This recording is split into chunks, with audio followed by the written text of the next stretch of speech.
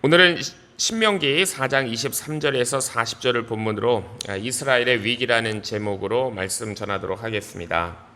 우리가 어떤 사람을 두고 종종 저것이 저 사람의 운명이다 라고 말할 때가 있습니다. 그러니까 태어날 때부터 가진 조건이나 그 사람의 환경 때문에 평생 벗어날 수 없는 그 삶을 가지고 우리가 운명이라는 걸 얘기하죠. 어떤 사람은 부모의 가난이 숙명이 되기도 하고 그래서 평생 가난의 굴레에서 살아가기도 하고요. 어떤 사람은 타고난 질병 때문에 자신의 꿈을 펼치지도 못하고, 또 어떤 사람은 나라가 될 수도 있고 또 피부색이 될 수도 있고요. 자, 그런 것들을 우리가 이제 숙명이다 이렇게 부릅니다. 자, 그런데 오늘 본문은요, 우리 인간의 진정한 숙명이 무엇인지를 보여주고 계셔요. 자, 인간의 모든 불행과 모든 고통이 오늘의 말씀 속에 다 담겨 있다고 해도 지나치지 않을 것 같습니다. 그러니까 우리 인간의 진짜 숙명은 뭐냐면 가난도 아니고 질병도 아니고 출신도 아닙니다. 자, 인간의 행복과 불행이 우리가 생각하는 것보다 훨씬 더 근본적인 문제에서 결정된다는 것인데, 그게 바로 뭐냐면은 하나님과 우리의 관계입니다. 자, 오늘 본문은요, 하나님과 이스라엘의 관계를 말씀하고 계세요. 그렇지만은 사실 이거는 그냥 단지 하나님과 이스라엘의 관계가 아니고 하나님과 모든 인간에 대한 그런 말씀입니다. 결국 우리 인간의 문제는 하나님께서 우리를 어떻게 보시느냐에 달려 있다는 거예요. 자, 인간의 첫 번째 숙명은 뭐냐면 우리 하나님께서 소멸하시는 불이라는 겁니다. 24절에 있죠. 소멸하는 불. 자, 소멸하는 불이라는 표현은요, 하나님의 완전한 거룩하심을 의미하는 말이에요. 하나님의 완전한 거룩하심. 하나님은 죄와 타협하지 않으시고 죄를 품고서는 아무도 하나님 앞에 설 수 없다는 것이죠. 이스라엘 백성들이 죄를 가진 사람 하나님 앞에 나가게 되면은 그 하나님의 불이 나와가지고 즉시 심판한다고 그들이 믿고 있었고, 실제로 이제 그런 사건들도 여러 번 일어났습니다. 그래서 하나님의 가장 중요한 성품 가운데 하나는 뭐냐면 죄를 결코 용납하지 않으신다는 거죠. 자, 여기서 말하는 죄라는 것은 그냥 단순히 몇 가지 잘못된 행동을 의미하는 것이 아니고 가장 근본적인 죄를 의미하는 거예요. 우리 피조물인 인간이 창조주 하나님을 인정하지 않고 자신 마음대로 살아가는 그 교만, 그게 바로 죄입니다. 그러니까 하나님 없이도 살아갈 수 있다는 마음, 하나님보다 내 생각, 그 다음에 내 욕망을 더 높이려는 마음, 이것이 바로 우리 인간이 가지고 있는 가장 깊은 죄죠. 자, 그래서 인간의 가장 근본적인 문제는 뭐냐면 영적인 교만입니다. 하나님께서는 이 교만을 그대로 두실 수가 없으세요. 그러니까 죄가 있는 곳에는 반드시 하나님의 거룩하심이 반드시 반응을 하게 되어 있습니다. 자, 우리 본문에서 말씀하시는 이 불이라는 것이 바로 죄에 대한 하나님의 거룩한 거부이고요, 진노의 심판을 의미하는 것이 바로 이 불입니다. 불. 자, 그런데도 인간은 지금까지 이렇게 멸망하지 않고 있어요. 자, 왜 그런가 하면은 하나님께서 하나님의 진노를 오래 참으시고 그것을 스스로 감추고 계시기 때문입니다. 하나님의 인내가 그러니까 우리를 살려온 거예요. 자, 그러나 인간은 그 인내를 은혜로 받아들이지 않았고 오히려 하나님이 계시지 않는 것처럼 더 교만하고 그렇게 더 악을 행하며 지금까지 살아왔습니다. 자, 그리고 우리 인간의 숙명은 이제 또 여기서 끝나는 것이 아니고 오늘 본문이 말씀하시는 것은 인간의 숙명이 첫 번째는 하나님이 불이시라는 것과 두 번째는 하나님께서 우리를 끝까지 사랑하시고 결코 포기하시지 않으신다는 것이 또 우리 인간의 숙명이에요. 자, 본문은 하나님을 가리켜서 불이라고 말씀하시지만 두 번째는 질투하시는 하나님이다라고 24절에 똑같이 그렇게 옆에 표현하고 있죠. 하나님은 불이시고 하나님은 또 질투하시는 하나님이세요. 자, 이 단어, 이 불이라는 말은, 이 질투라는 말은 우리가 생각하는 어떤 그런 시기심을 얘기하는 것이 아니고요. 성경에서는 이런 의미입니다. 부부나 어떤 연인 사이에 사랑을 표현할 때 쓰는 단어이고, 너무나 사랑하기 때문에 그 마음을 다른 누구에게도 빼앗기지 않으려고 하는 마음, 자, 그런 사랑, 이것이 바로 이 단어 질투입니다. 자, 만일 하나님께서 우리 인간을 그냥 대수롭지 않게 여기신다면은요, 우리를 포기하셨을 거예요.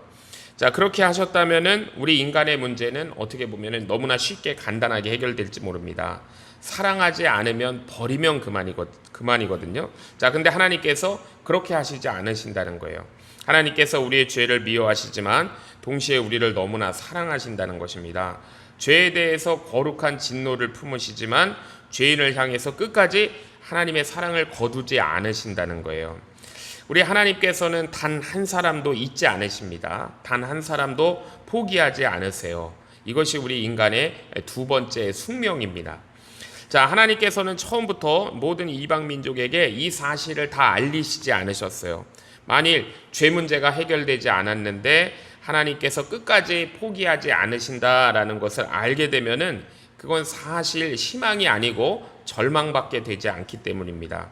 자, 그런데 하나님께서 이스라엘 백성들에게는 그 비밀을 알려주신 거예요. 왜냐하면 하나님께서는 이스라엘 백성들에게는 죄를 해결할 길도 함께 보여주셨기 때문입니다.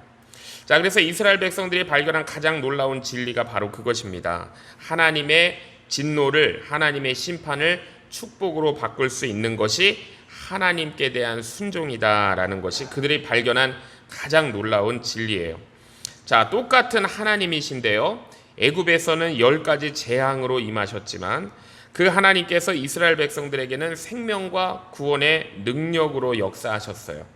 자, 애굽에는 심판의 불이 내려졌지만 이스라엘에게는 홍해를 가르는 구원의 능력이 내려졌죠. 자, 바위를 치니까 생수가 터져 나왔고 아침마다 하늘에서 만나를 내려주셨고 광야에서는 질병을 고쳐주시는 그런 치료하시는 하나님이 되어주셨고 구름과 불기둥으로 밤낮없이 그 백성들을 보호해 주셨습니다. 자, 그래서 세상은 이스라엘 백성들을 통해서 하나님을 만나게 되었어요.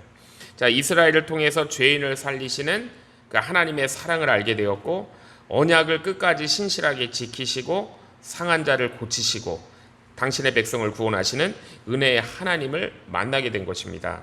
자, 그런데 오늘 우리들도 신약 백성들도 마찬가지예요. 세상이 우리를 통해서 하나님을 보게 되는 것이고 우리의 순종과 우리의 거룩한 삶을 통해서 은혜와 구원을 베푸시는 하나님을 만날 수가 있게 되는 것입니다. 그리고 오늘 본문 25절에서 26절은요, 이스라엘 백성들이 맞이하게 되는 가장 큰 위험을 경고하고 계세요. 자, 그것이 외부의 적이 아닙니다. 하나님의 백성으로서의 정체성을 잃어버리고 사명을 잃어버리는 것이다 라는 걸 말씀해요. 하나님께서 구별하신 하나님의 백성임에도 불구하고 이 세상 사람들과 똑같이 살아가려는 것이라는 거죠. 자, 만일 이스라엘 백성들이 하나님 앞에 받은 사명을 잃어버린다면 그 결과는 상상할 수 없을 만큼 심각해지는 것입니다. 자, 이스라엘의 사명은 그냥 단순히 복받아서 잘 사는 게 아니었어요. 자, 그들은 하나님 앞에서 자신들의 죄뿐 아니라 이 열방의 죄를 품고 제사드리고 예배드리고 기도하는 제사장 나라였습니다. 하나님께서 그들을 택하신 이유는 이 세상을 축복하시는 축복의 통로로 삼기 위해서 그들을 선택하신 거였어요. 그러므로 가나안 땅에 들어가서 평안을 누리고 번영을 누리더라도 결코 그 사명을 잊어서는 안 된다는 것입니다. 하나님께서는요, 이스라엘 백성들이 가나안에 들어가서 아들을 낳고 손자를 얻고 오래 살게 되면 어떤 일이 일어날 수 있는지를 미리 경고해 주셨어요. 처음에는 애굽의 10가지 재앙과 홍해의 기적과 광야에서 만나 그 다음에 생수를 얻고 그런 기억을 가지고 있기 때문에 열심히 하나님을 섬길 거예요. 자, 그런데 세월이 계속 흐르고 이제 삶이 안정되면은 사람이 누구나 긴장이 풀리게 되어 있잖아요. 참 이상합니다. 환란이 계속되고 우리 인간이 삶이 어려워지면 사람은 하나님 앞에서 이 가난한 마음이 돼요. 기도하게 되고 하나님의 은혜를 더 사모하게 됩니다. 자, 그런데 아무 어려움이 없이 이것이 오래 평안하게 살게 되면 어느 순간부터는 기도보다는 즐거움을 찾게 되고 하나님의 말씀보다는 삶을 즐기는 쪽으로 마음이 기울어지게 되어 있는 거예요. 자, 사실 하나님을 찾는 일에는요, 돈이 많고 적고가 상관이 없어요. 기도하는데 돈이 필요한 것도 아니에요. 말씀을 듣는데 내 재산이 필요한 것도 아니에요. 자, 그런데 이 세상을 보면 전혀 다르게 움직이잖아요. 세상은 돈 있는 사람을 인정해주고 돈을 쓰는 사람을 쓰는 만큼 대접해줘요.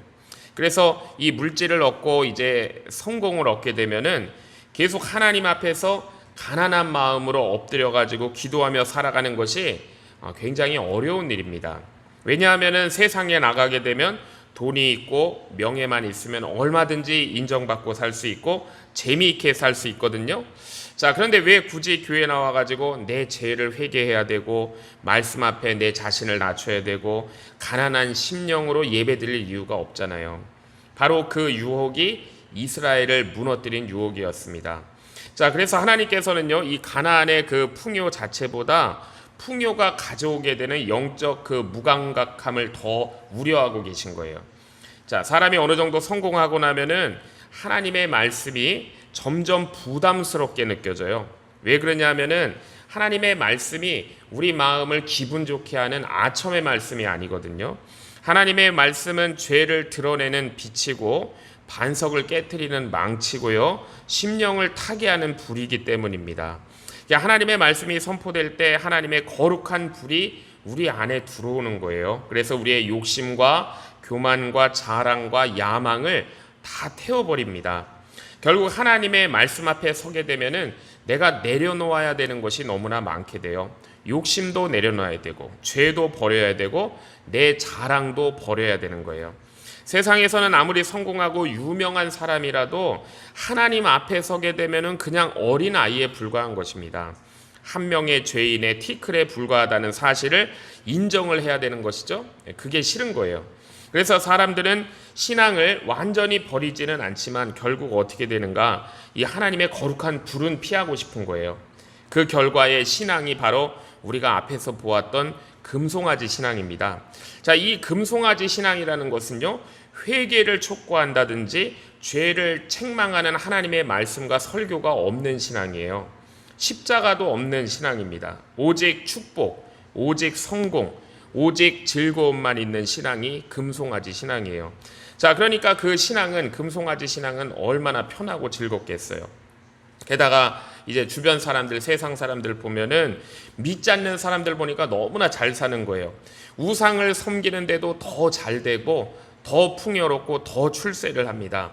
그러니까 이 모습을 본 이스라엘 백성들이 혼란을 느끼기 시작을 한 거예요. 아, 내가 하나님을, 나한테 부담감만 주시는 하나님을 내가 떠나도 괜찮은 게 아닐까. 내가 일단은 세상 방식으로 나가 살아서 성공한 다음에 그 다음에 하나님을 믿으면 되지 않을까.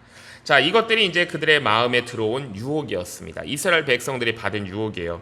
결국 이스라엘 백성들의 마음이 부패했던 가장 중요한 이유는 뭐냐면 이방 사람들의 성공을 부러워했기 때문인 거죠.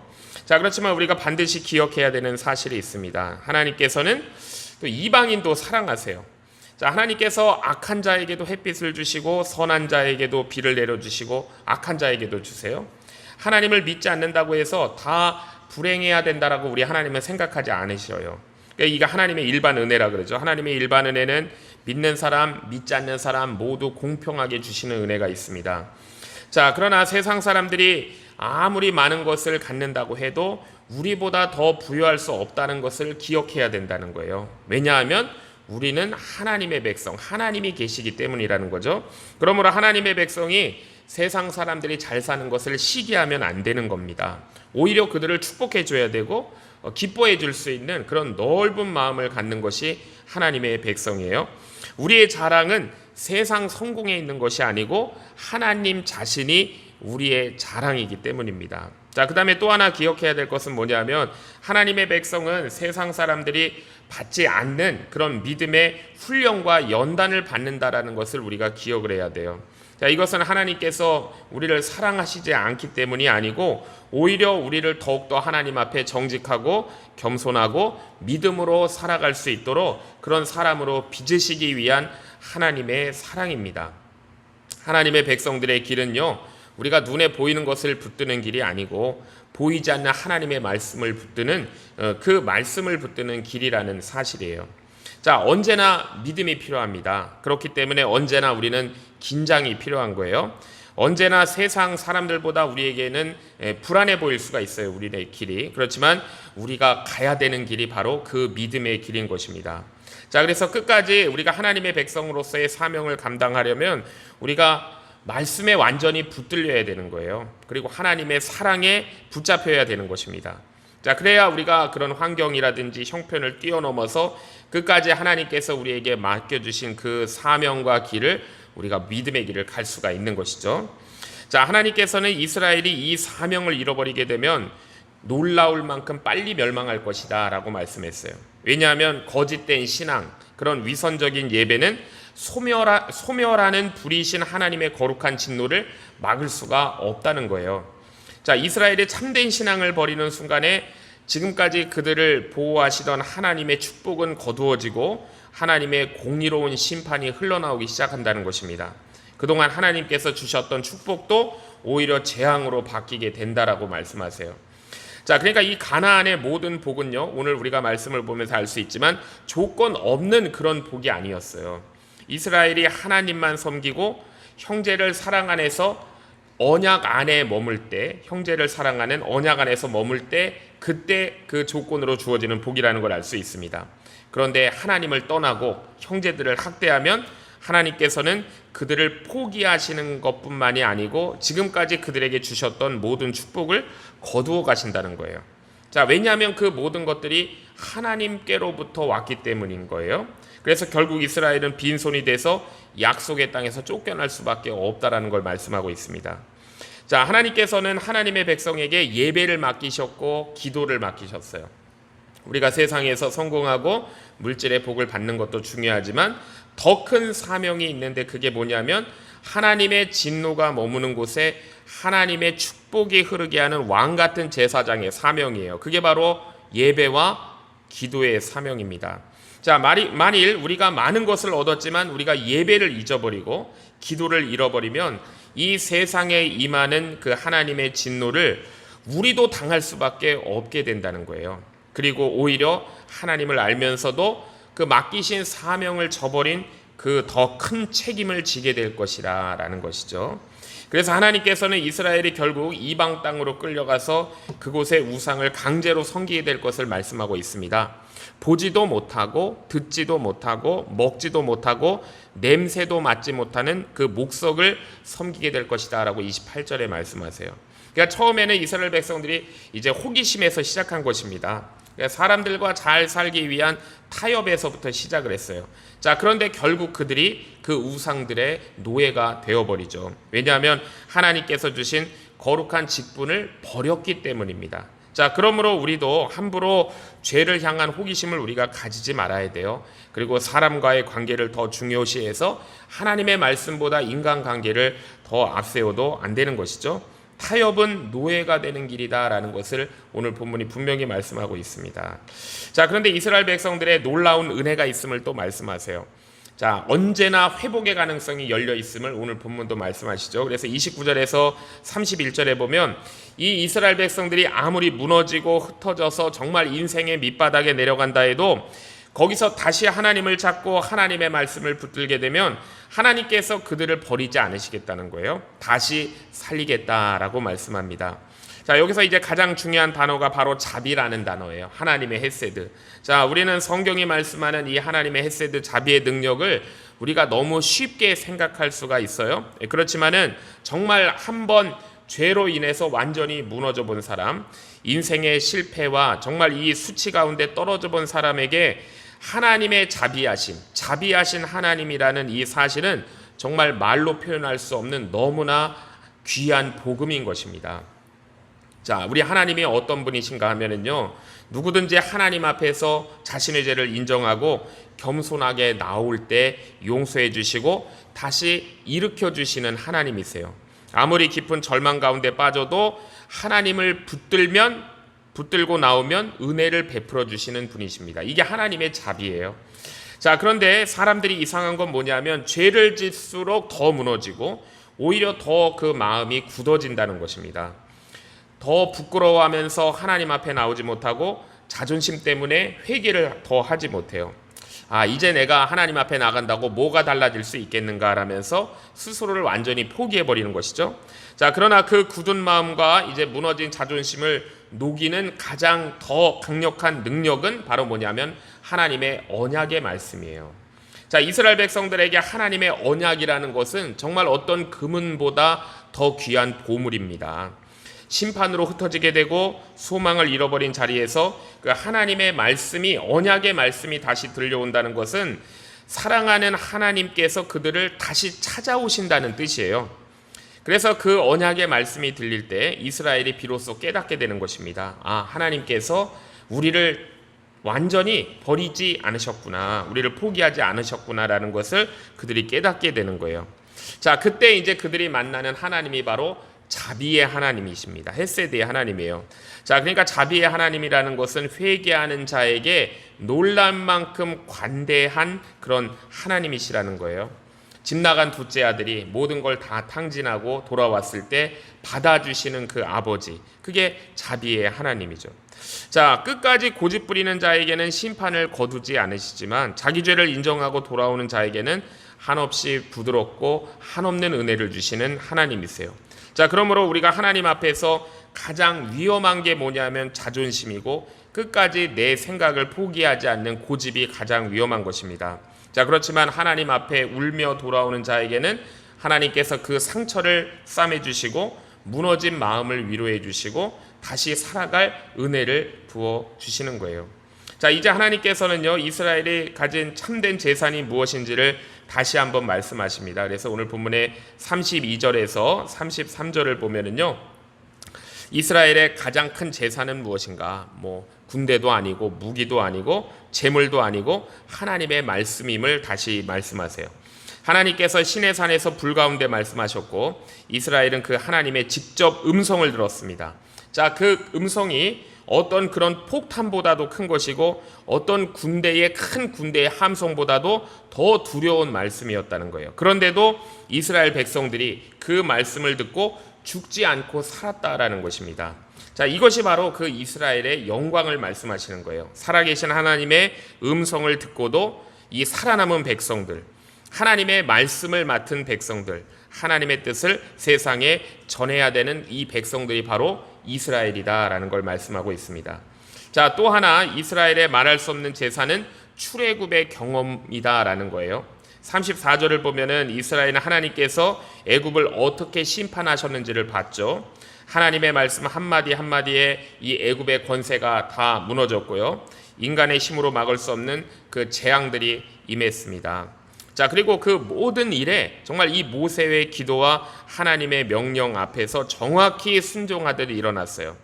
자, 그러나 똑같은 하나님이신데도 이스라엘과는 다르게 이렇게 이스라엘에게는 애국과 다르게 전혀 다르게 나타나신 걸 말씀하시죠. 광야에서 먹을 것을 주신 여호와 이레의 하나님이시고 또 병든 자를 고치신 여호와 라파의 하나님이시고 대적과 싸우시는 여호와 니시 승리의 깃발의 하나님이셨어요. 그러니까 이스라엘의 재산이라는 것은 결국 무엇이냐면은 하나님 자신이라는 것입니다. 하나님의 말씀, 하나님 자신, 이것이 세상 어떤 것으로도 값을 매길 수 없는 하나님 백성들의 그 영원한 재산인 거예요. 이제 마지막으로 40절을 보면은요, 하나님께서 이스라엘에게 요구하신 것이 무엇인지를 말씀하고 계세요. 복잡한 것은 아닙니다. 말씀을 지키라, 하나님을 사랑하라, 그러면 너와 내 후손이 살 것이다 라는 걸 말씀하세요. 말씀을 지키고 하나님을 사랑하라는 것입니다. 이것이 회복의 길이고 이것이 축복의 길임을 말씀하고 있습니다. 자, 우리도 마찬가지입니다. 오늘 우리에게도 가장 큰 재산은 하나님이세요.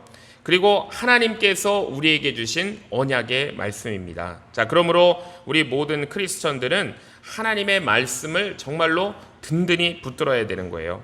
이 세상에 어떤 것보다 하나님을 더욱 사랑해야 되는 것입니다. 자, 그러면 하나님께서 우리 머리로 다 이해할 수 없는 방식으로 우리를 붙들어 주시고 우리를 회복시켜 주시고 우리를 복된 길로 인도해 주십니다. 자, 그런 저와 주의 성도님들 다 되시기를 주의 이름으로 축복합니다. 기도하겠습니다. 하나님 아버지, 오늘 주신 말씀을 통하여 하나님과의 관계를 돌아보게 하시니 감사합니다. 하나님은 소멸하는 분이시고 죄를 결코 용납하지 않으시는 거룩하신 분이시지만 동시에 우리를 끝까지 사랑하시고 포기하지 않으시는 자비의 하나님이심을 말씀을 통하여 보았습니다. 우리가 풍요와 평안 속에서 영적으로 무감각해지 않도록 하여 주시고 세상을 부러워하다가 하나님의 백성의 사명을 잃어버리지 않게 하옵소서. 예배의 자리, 기도의 자리를 지키는 왕같은 제사장으로서의 사명을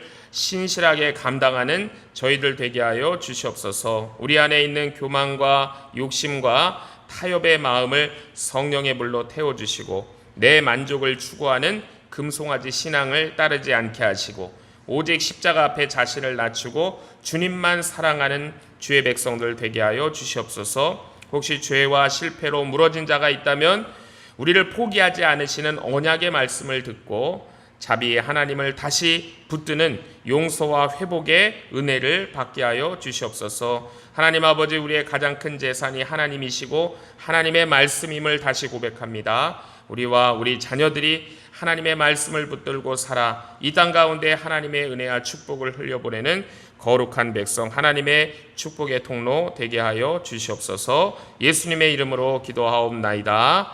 아멘.